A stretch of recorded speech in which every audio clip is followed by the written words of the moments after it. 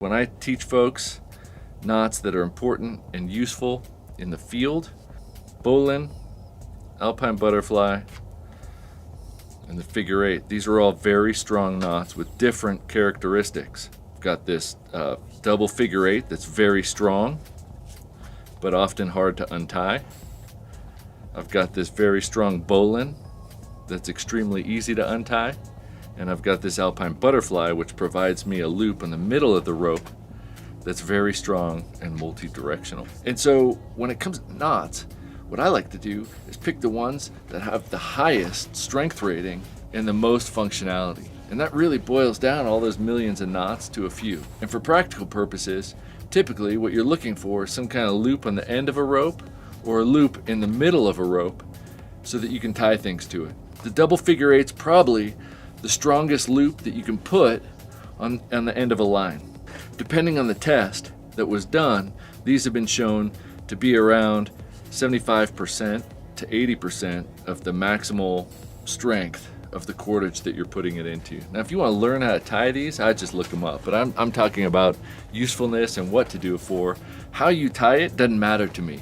And there's probably a million ways to tie it better or smoother or more efficient than I do, but the point is you need to end with the appropriate knot in order to maximize the strength of the cordage, and ultimately, if you're hanging from it, maximize your ability to not break these things, right? Now, if they break at 5,000 pounds, you're talking about 3,600 pounds or something like that, but you never know.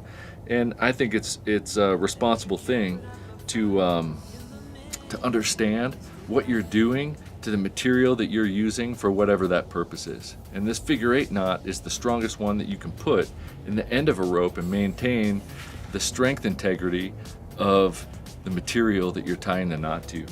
If you're cold, if you're freezing, let's say you're ice climbing or you're in the water and you lose that dexterity, sometimes it's hard, even if you smash it and rub it in your hands and do whatever it is to break up that knot, it can be very challenging to untie double figure eight. The bowline, and the bowline is a good knot. It has about 70%, so depending on the test that was done, you're looking at 5 to 10% less strength than the figure eight.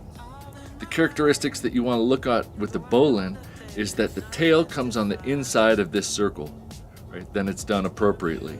If it's on the outside, it's a different knot, and I'm not sure what that breaking strength is, but it's really easy to look at a bowline and see that the tail is on the inside of the loop, and that maintains about a 70%, 69, 70% strength rating for the cordage that you're using.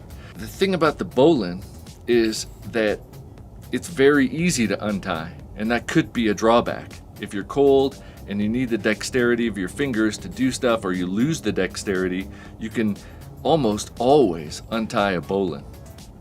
But if you've tied yourself to it and that rope starts to move, the bowline can untie itself, rendering it useless in a life-saving manner. The bowline is a strong knot that's very easy to untie. So if I put on the trailer hitch of a car and I pull something, great, I can untie it, even if it's wet and cold.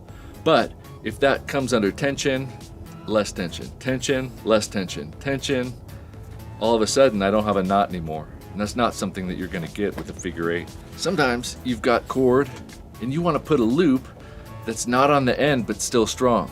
My go-to is the Alpine butterfly. And the Alpine butterfly, depending on the test, is about as strong as a figure eight, or right in between a figure eight and a bowline. So this Alpine butterfly provides a loop on the inside of a rope that's between 70 and 75% of the tensile strength of this rope. A cool feature of this is that you can have things tied to the ends of the line and clipped into this loop. And this loop is multi-directional. So if I clip something to this and here, that works. If I clip something to this and here, that works. And if I clip something into the ends, that works. If I have a line that has a damaged section and I'm worried about it breaking, if you tie that broken end into the loop here, the strength integrity, right, you were talking still about 70% strength from end to end. So I've got a rope that's useful. It might be less strong, but now I've isolated the damaged section and I'm able to continue to use this if necessary. Once you put in the reps, you start to notice what the knots are supposed to look like, and you also know that for the applications that you're going to use them in, you start to develop the muscle memory required to be able to tie them at a way that the tail ends up in appropriate length. So if I was going to tie it into a harness, and I know this belt loop's not a harness, but the loop is probably similar, then I would start to develop the ability here to judge the length of that tail, tying it in so that it's going to be just right. This would fit in my harness, this would come out of my hand. And you see, that just comes from repetition and getting the hand motion down and the muscle memory such that when you tie it, it starts to be the appropriate length necessary for whatever the application that you're going to use it in. Often what I see is that how somebody ties a knot has a lot to do with their particular application. So if you're going to be tying a knot around yourself, you're going to be practicing it by tying it around yourself. And the muscle memory that comes from it, tying it in, seeing that there's a tail on the inside of the loop and I've got a bowline and now I could be plucked out of the water or whatever the hell you're going to do if you do this, has to do with your application, has to do with the safety measures and the repetitions that you put into that knot, understanding that this isn't gonna break. And if I happen to be, hoisted up like this, I'm more concerned about bruising my ribs than I am about this rope breaking, right? Because the bowline is a good knot.